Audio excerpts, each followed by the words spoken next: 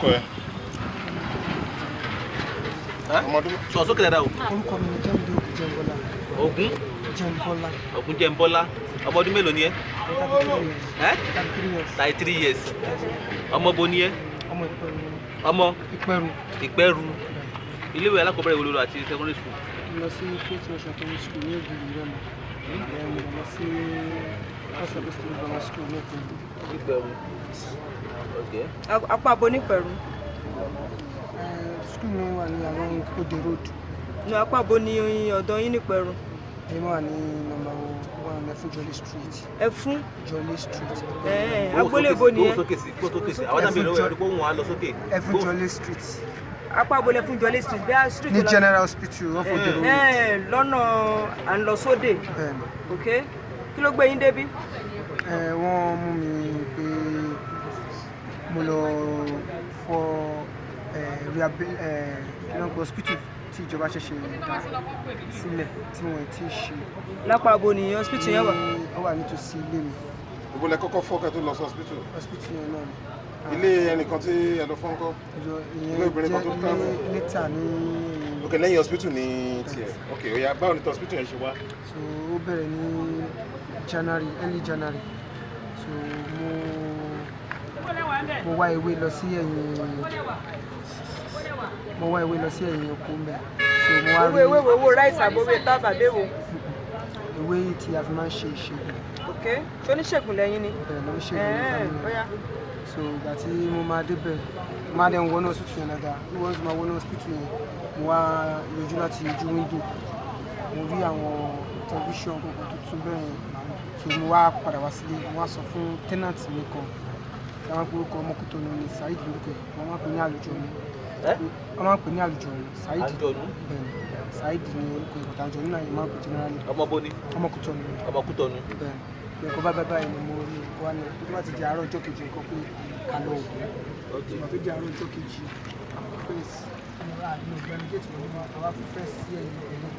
nígbà tó kọ́ lọ jáwé ẹnu géètì ló gbà wọlé ṣé wọn ò ti géètì ni. No, a máa ń wọ bẹ̀ torí ẹgbẹ́ ilé wọn ló wà mo sọ̀rọ̀ àwọn ìwé tá a máa ń lò nínú ọmọ wà nínú General Hospital bẹ́ẹ̀ tá a máa ń lọ ṣe. Wọ́n ti hospital yìí. Hospital wà ń bẹ̀.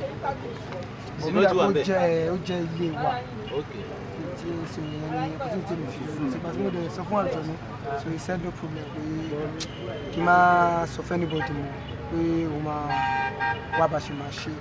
Along the line ó ṣàwáyé kò connect mọ́ Hausa yìí mo gba nọ́mbà ẹ̀ so Hausa yẹn lè bá mi ó fún mi ní nọ́mbà ẹ̀ mo pè é so adéjọ́ sọ̀rọ̀ ó wá ní ọkùnrin máa ní kó máa wọ ìpamọ́ àpá Hausa ò ní ẹ? Ìyẹn Hausa ilé yìí àti àdé ìmọ̀tàjọ̀nù nípa àbúrò ẹ̀kọ́ mọ́ra so àwọn lọ síbẹ̀. Ta ló gbà àbúrò ẹ̀? Àjọ̀nù. Bẹ́ẹ̀ni so àwa lọ síbẹ̀ àpò àwọn nǹkan jáde fridge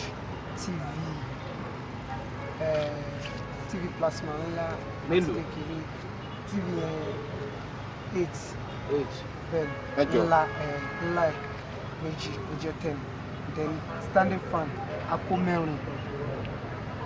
Then ṣé orú standing fan wo gangan ni?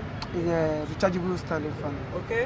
So mẹ́rin àdẹ̀kọ́ freezer kékeré àpò kékeré yẹn 6. Orú mọ́tò wọlé kó lọ fi kó gbogbo ẹ̀? Mọ́tò kan la fi fún mọ́tò kan Àjọ̀nù ẹ̀ ló máa ń fi ọ̀kadà oko díẹ̀díẹ̀ lọ. So ṣó ń pààrà ni ń wá kó lọ? It's not kì í ṣe nǹkan tá a ṣe ní èdè. Okay. Bóyá jẹ́ tá a bá lọ ó jẹ́ 5 lágbára. Ó tẹ̀ mí lò tẹ pààrà bí ẹ̀mẹ́rin sẹ́ 5. Ẹ̀mẹ́rin sẹ́ 5.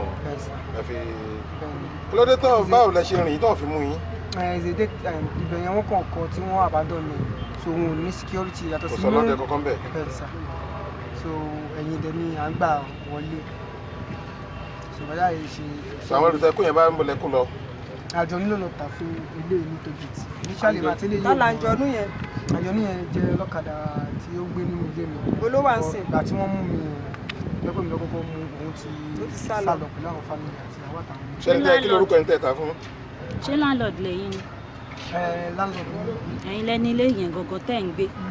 Is is an inherited house ilé tí wọ́n pín lógún ni so wọ́n pín yàrá mẹ́ta fún mi bẹ́ẹ̀ lọ ṣe pín fún nínú yàrá mẹ́ta ilẹ̀ wá fi rẹ́ǹtì fún Àjọ̀nú. àǹtí mi kan nìyẹn fún mẹ́ta tí rẹ́ǹtì fún Àjọ̀nú so wá bọ́ sí opposite ọ̀dọ̀ tí mi. Okay, so ẹni tí ẹ wá ta property fún ni èlò lẹ ta gbogbo ẹ̀ fún. báwo lẹ ṣe mọ̀ náà báwo lẹ ṣe mọ̀ náà. èmi kọ́ ni mo mọ ilé ìwọ̀sí kó tó di pé bóyá wọ́n mú mi ẹ̀kún péré lè láti ní ìjọ ríra bọ̀ tó pè mí gbọ́ Haúsá ṣùgbọ́n tí Àjọ̀nú máa gba nọ́mbà ẹ̀ tó máa fún mi ní nọ́mbà ẹ̀ tèmi fi máa pè é tí máa ti lákọ̀ọ́ jọ ń ṣe conversation mi fún òkè wọ́n ti ń kó nǹkan bá yẹ kó bá yẹ bọ̀ Àjọ̀nú máa pick ok wọ́n gbọ́ Haúsá ló fi ń bá ilé ẹni sọ̀rọ̀. ok tí òun ò lè sọ Yorùbá. kò gbọ́ Yorùbá kò gbọ́ English. Haúsá ló gbọ́. Haúsá nìkan. ok kí ni èlò ni ẹ wá tà fún. owó iye tó sanwó fún mi nínú mo ṣe extension 360,000. 360. owó tó san fún mi. owó tó san fún ọ. ok báwo lẹ ṣe pín.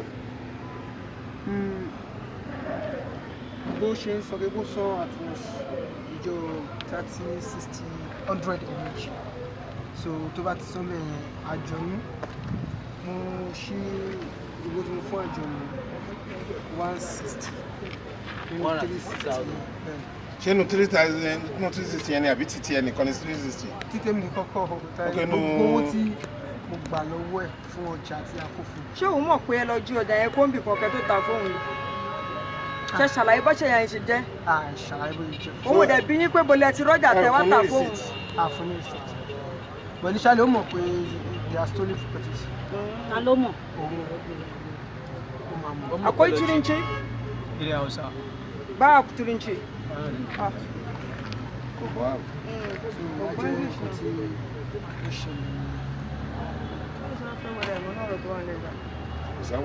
What of this man? Who is this? kí ló orúkọ ẹlẹ́kọ̀ọ́ sí. orúkọ mi ni Kẹ́hìndé. Kẹ́hìndé kí ni. Ògúnjẹmọ́lá. yàtọ̀ sí ìtò tẹ́ lọ jà yìí lẹ́yìn tẹ́ lọ fọ́ hospital yẹn èwo tún nílé tẹ́ tún lọ fọ́. ilé ọ̀dọ̀ màmá yẹn wá láti òkú bọ́tì. màmá yẹn wá láti wọ́n kọ́lé sí àdúgbò mi náà. àdúgbò wo náà kọ́lé sí nílẹ̀ àdírẹ́sì ilé tẹ́ ilé yẹn. Efijole street náà ní bàtà mi ti ń bá yẹn kò jìnnà sí ilé kẹta sí ọ̀dọ̀ tèmi. ṣé o mọ màmá tó nílé yẹn.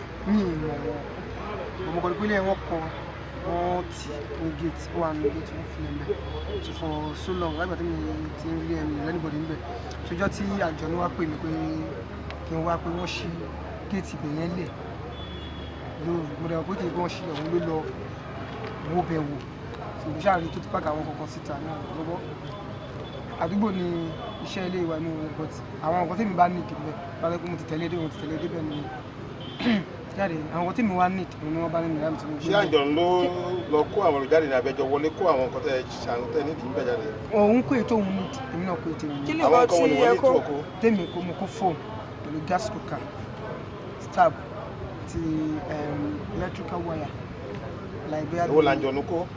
Àjọ̀nú òun kó generator bọ́tà rug fan bọ̀ kò tí ojú mi move how to bọ̀ mi ra pé nǹkan tí èmi gbé fúyẹ́ èmi fi sílẹ̀ ń bẹ̀. so ẹ̀rẹ́ nìkan kan nù lé yẹn ní gbogbo. mo kò sẹ́nibọ̀dì nínú ilé yẹn kò sí àwọn màmá yẹn ò gbé ń lé. so mo lẹ ta yẹn sí. èmi ò ta nǹkan tí mo kó lọ́dọ̀ màmá yẹn mo lè kó sínú yàrá mi tí mo ń lò òun ni ó fa bí wọ́n ṣe mú un. ṣé àwọn èèyàn béèrè ń pé bolẹ̀ ti rí àwọn nǹkan tẹ́ ẹ kó. kò sẹ́ni tí ó béèrè lọ́wọ́ mi but wọ́n padà wá. o níyàwó ńlé ni. mo níyàwó but ìyàwó mi àjọ gbé papọ̀. kí ló dé. reason ni pé òun wà nínú yín so òun àtàwọn ọmọ mi wọ́n gbé ní ilé ọ̀dọ̀ wa ní ìgboro. ìwọ nìkan ló ń sùn ló ń gbé ibi tó ń gbé. èmi it's a very big compound tèrò pọ̀ nínú ẹ̀. ṣùgbọ́n ìjọ mọ̀ pé olè ló lọ jà. bẹ́ẹ̀ tèmi tó bá lọ mú nǹkan nìkan. ó tó gbà ó tó ti ń jalè. kò ṣẹlẹ̀ sí mi. ó ti ṣẹlẹ̀ kìíní ó ti ṣẹlẹ̀ kejì ṣáájú ìgbà yẹn ìgbà àbúrò àwọn olè ló ti jà. kò ṣẹlẹ̀ sí mi sẹ́ mi ò ní any statement of stealing or robbery ní any station. ṣé ẹni kọ́kọ́ lọ ja ó lè ti ẹni kọ́kọ́ lọ jí àwọn tv yẹn kẹtó wá lọ jí ti àwọn owó ọ̀tẹ̀ lọ jí ti hospital yẹn náà kẹtó lọ jí ti ilé woman jí ti ilé woman náà wọ́n fi mú yín tó fi mọ̀ pé ẹ̀yin lẹ jí ti hospital. ti ilé woman. báwo ni wọ́n ṣe mú yín àwọn olómú yín. àwọn Àmọ̀tẹ́kùn. báwo ni wọ́n ṣe mú yín. ó rẹ̀ pé àbúrò mi kan tó wà nínú ilé tàjọ ń ṣe iṣẹ́ kan náà ìṣègùn òun náà ń ṣe. ẹjọ́ ń ṣe. iṣẹ́ ìṣègùn. iṣẹ́ ìṣègùn. iṣẹ́ ìṣègùn ni wọ́n ń ṣe ni. gẹ́gẹ́ bí iṣẹ́ tí gbogbo wa bá lè. Okay. So èmi àti Akin kíra. So ó dẹ̀ mọ̀ nípa ó mọ man Amotekun yẹn rí. But bóyá ṣe ló wọnú yàrá mi nítorí àwọn stuffs kan bẹ̀. Mo ṣáà pé mo jáde lọ níjọ́ kan. Àwọn tó kún dẹ̀ dé. Ó bẹ̀rẹ̀ sí ní kó gbogbo ẹrù inú yàrá mi bọ́ síta. O tilẹ̀kùn nígbà tí wọ́n jáde ni. Ó ní girlfriend nìkan tó wà nínú. Wọ́n bá girlfriend ẹ̀ nílé. So wọ́n ti mú yẹn lọ. Okay. Kí ló ń girlfriend ẹ̀? Tí wọ́n ti fi Zainab lórúkọ Hausa ni. Èló lẹ máa ń pa nínú iṣẹ́ ìṣègùn àbí kò mú owó wà ní? Ìgbà míì wà bí Ọlọ́run bá ṣe darí sí ni. Ìgbà míì a lè wà 3-2 months no nothing. Ìgbà míì kẹ̀rẹ́ tọ́nà bá ní ká lè jó wa àbá rówó. So yàtọ̀ síṣẹ́ ìṣègùn òṣìṣẹ́ mi. Yàtọ̀ síṣẹ́ ìṣègùn mi ò ṣiṣẹ́ mi. Ṣé iṣẹ́ ìṣègùn tí ò pawó dáadáa yẹn ló wá jẹ́ kó ronú àti jalè? Kì í ṣe pé mo ronú àti lọ jalè sá. Nǹkan tó ṣẹlẹ̀ nígbà yẹn ni pé mo rí pé mo nílò nǹkan kan bíi television specific tó gbé mi lọ sínú hospital yẹn nínú yàrá mi pẹ̀lú fan. But ìgbà tí mo máa discover pé kí n lọ gbé wọn làjọ ló fi interfere pé a máa ta gbogbo nǹkan tó wà ń bẹ̀rẹ̀. Ìgbà tó nílò television tó ní di fan ó ronú pé ń ṣe ni kó rà á kó jí ló wá sí ẹ lọ́kàn. Kí lorúkọ yín? Orúkọ mi ni Abiodun Ọ̀ṣìbàjò. Ọmọ bo ni? Abiodun kíni? Ọ̀ṣìbàjò. Ọ̀ṣìbàjò. Ọmọ Ìperu ni Side gbọ́n pẹ̀rù. ní Imobido street. Imobido. Sọ̀rọ̀ sókè o. Imobido street. Imobido street. Kí ló gbé yín débì? Mo tẹ̀lé ọ̀rẹ́ mi lọ sí hospital lọ gbé plasma. So ibẹ̀ yẹn lọ jí. Ibẹ̀ yẹn wọ́n ti lọ síbẹ̀ tẹ́lẹ̀ tèmi ò mọ̀. Àmọ́ ọjọ́ tèmi wá sọ fún pé tó bá rẹ́ni tó fẹ́ ta plasma kó jẹ́ kí n ó wá ní kí n wá wípé ibì kan wà pé tàbá débẹ̀ máa rí irú tí mo fẹ́ ọ̀gán bẹ̀. Ìgbà tó wá tẹ̀lé wá jẹ́ hospital yẹn, mo mọ̀ pé hospital yẹn ni. Ìgbà tó wá jẹ́ hospital yẹn ṣáà wọ́n gbẹ̀yìn wọlé aṣáájọ wọlé. Ṣáà ò máa wò pé ibi ìdẹ́ tóbi o torí pé mi ò wò wájú pé ní time January yẹn. So ìgbà tó ṣáà gbé plasma yẹn wọ́n ṣáà kó síta. Èmi náà ṣáà dẹ̀ bá gbanú ẹ̀ bọ́lẹ̀ sísẹ́ rẹ̀. So aṣáà kó sí ẹ̀yìn fẹ́ǹsì. So àwọn àjọ ìlú pẹ̀lú àbúrò ẹ̀ yẹn èmi náà bá hàn bẹ̀ pẹ̀lú òun aṣáà jẹ́ bíi mẹ́rin. Ìgbà tó ṣáà dẹ̀ kó nǹkan síta tán èmi kàn dẹ̀ gbé fan àti tẹlifíṣàn bẹ́ẹ̀ pé ló bá dẹ̀ yìí máa jẹ́ ó dẹ̀ jẹ́ kí ó ṣáà dẹ̀ pé Haúsá lójú mi ó fa Haúsá báyẹn sọ̀rọ̀. Ìgbà tó fa Haúsá báyẹn sọ̀rọ̀ èmi ò mọ nǹkan tí wọ́n ṣàjọ sọ. So later ṣá ó ṣàkàndọ̀ wá. Ìgbà tó ṣáà ti lè fi gbé tí máa gbé fan àti kí ni kò ṣáàdé let mi ìbá wọn ṣe anything. Ó ṣàfún mi ní 20,000. Wọ́n fún mi 20,000 pé kí n gbà. Ipa Haúsá yẹn kọ́ pé ó travel tó bá ti dé tó bá dẹ̀ ti send mi pé àdéhùn ìgbódè ṣe ni. So a jẹ́ pé nǹkan tèmi dẹ̀ rí mọ̀ nìyẹn. Ìgbà ìtẹ́wọ́ lọ ìgbà tẹ́jọ́ lọ yẹn mélòó lẹ gbé TV mélòó lẹ jọ gbé? TV mẹ́rin. Mẹ́rin àti kíni? Àti fan. Fáànù mélòó? Fáànù mẹ́ta. Mẹ́ta àti kító mi? Ó ti tán. So nínú mẹ́rin yẹn mélòó lẹ́yìn kó? Èmi gbé TV kan pẹ̀lú fáànù kan. Ṣé torí owó tó kù ló ṣe wá ń fún yín 20,000 àbí? Pé ó ṣàfún mi 20,000 pé kí n gbà. Ẹ tọ́ ọmọ ọdún mélòó báyìí? Bíi 35 years. Ṣáwọn ẹbí yín ti mọ̀ pé wà ń bí? Àwọn ẹbí mi ti mọ̀. Wọ́n ti yọjú sí yín. Kí wá lẹ fẹ́ kí ìjọba ṣe fún yín báyìí? Bẹ́ẹ̀ kí ìjọba dáríjì mi torí pé mi ò ṣe rẹ́ẹ̀rí mi dẹ̀ tẹ̀lé èèyàn lọ jalè rí mi dẹ̀ gbárùkọ ní jẹ́rí nǹkan báyìí ò ṣẹlẹ̀ sí mi rí. So first time tí irú nǹkan máa kàn ṣẹlẹ̀ sí mi nílé. So kọjọ tó rẹ̀. Ẹni tó wà láàárín kí ni iṣẹ́ ẹ̀ láàárín nǹkan tẹ́ lọ ṣe ní hospital yẹn? Kí ni Èmi ò mọ orí àbá tí ó lè rárá. ẹ sọ̀rọ̀ rí? Or do you want to speak? You understand Yoruba kadan-kada? Obi, ọ̀gbẹ́ni, a máa bèèrè lọ́wọ́ wọn. Kàn ṣe shekara kan náà. 25. Orúkọ ẹ̀? Ó ní 25 years ni. Sínú kan. Lawal Aliu. Ó ní orúkọ Lawal Aliu. Awon Aliu. Lawal Aliu. Kí ló Aliu. Ọmọ bo ni? Káyé wo ni gari ni? Ɗan Kaduna. Ó ní Kaduna State. Òun ti wá. Ok. Báwa bèèrè lọ́wọ́ ẹ̀ pé àwọn TV tí ẹ kó fún yẹn, mélòó TV mélòó lẹ kó fún? an ce television guda nawa aka baka an sayar da ba guda 6 wani 6 mélòó ni wọ́n sọ pé ẹ gbé ní gbogbo inú kìíní yẹn. nínú ọgbà bí wọ́n ní 8 ni ẹ gbé tó jẹ́ pé 6 lẹ kó fún.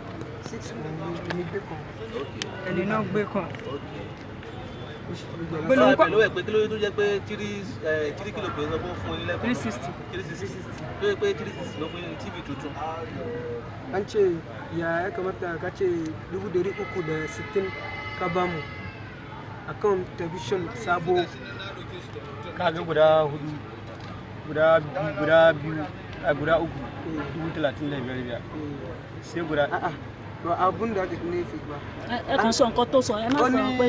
òun ṣàlàyé pé nítorí òun rà ní ẹyọ kọ̀ọ̀kan ní 35,000. so èmi wá ń tà láti sọ pé kì í ṣe ọ̀dọ́ sọ pé kí ló tó yẹ pé TV tuntun tó mọ iye tó wọ́ọ̀tì tó jẹ́ pé oye yẹn lòun fún wa. Oya, ask me again. Abin da aka ce ya kasan sabon television da ya fi kudi aka ya kana sayar shi a hannunmu kudin kanana kudi. ani saboda shi da ya zo ce mai kayan kwastan da ya zo ni ya ce min kayan kwastan kayan me kayan kwastan shi san da ya zo wanda ya ce min wani wanda ya rana shi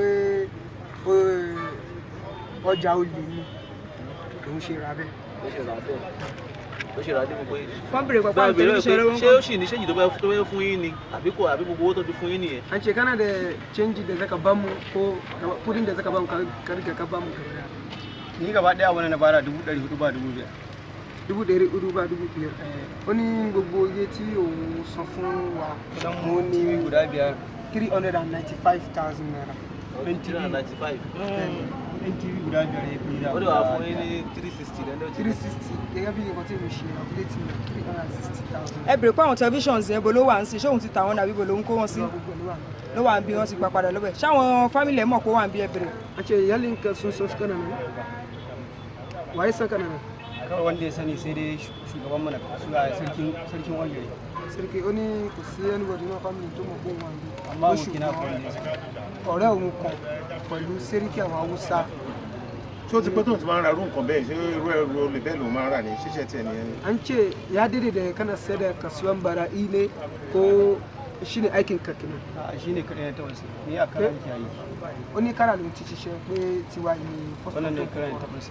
àwọn fáànù tí ẹ kó pẹ̀lú ẹ̀ ń kọ́ gbogbo àwọn fáànù ìtàlẹ̀ ta àwọn fáànù yẹn fún. everything òun lọ́ta ok tí màmá yẹn ra èmi ò gbogbo ẹrù àmọ́ ọba lọ́dọ̀ mi. nígbà tó fẹ́ rà á ṣé ó mọ̀ pé ẹrù olè lòun fẹ́ rà á. ó mọ̀ ok kò ní oní ìjẹ́ kó bẹ̀rẹ̀ receipt. tó náà lè reduce owó ẹ̀. ẹ bèrè lọ́wọ́ ẹ̀. kí ni ó fẹ́ kíjọba ṣe fún òun. an ce me kana sai gwamnati su yi ma. ina so da sai mun adalci akan na yi kuskure na farko a yi haƙuri a yi mun adalci hukuncin za a yi mun adalci. ó ní kọjú torí Ọlọ́run pé kíjọba kan ṣàánú pé òun gbà pé òun jẹ̀bi kíjọba torí kan ṣàánú kọ́dẹ̀ dárí jì wá kọjú kan ṣe fún wa. ọmọ state wo ni ó ti wá. Kaduna. Kaduna. ok.